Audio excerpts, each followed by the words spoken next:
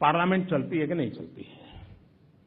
अब डिबेट आप लोगों की कठिनाई है, क्योंकि आपके विषय, क्योंकि आपका भी तो व्यापार तो है ही है।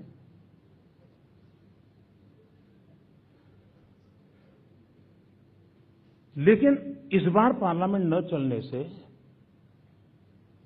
एक बात की तरफ ध्यान नहीं जा रहा है।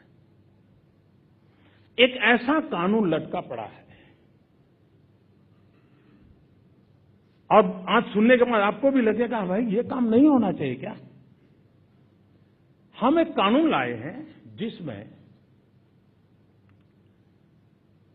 गरीब व्यक्ति जो नौकरी करता है उसके बोनस के संबंध में, अभी अगर मंथली उसकी 7,000 रुपया से कम इनकम है तो बोनस का हकदार होता है, और 3,500 रुपये तक उसको बोनस मिलता है।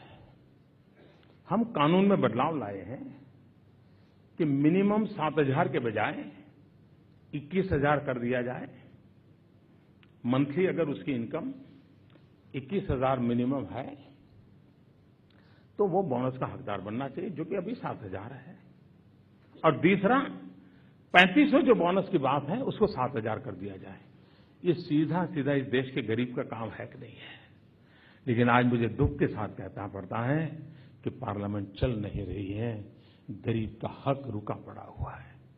और इस अर्थ में, लेकिन चर्चा क्या होती है, जीएसटी और पार्लियामेंट, जीएसटी और पार्लियामेंट। अरे भाई जीएसटी का जो होगा सब मिलकर के जो भी भागेगा, भारत का भाग्य तय होगा, लेकिन गरीबों का क्या, सामान्य मानवी का क्या। और इसलिए हम संसद चलाने के लिए इनके लिए कह रहे हैं।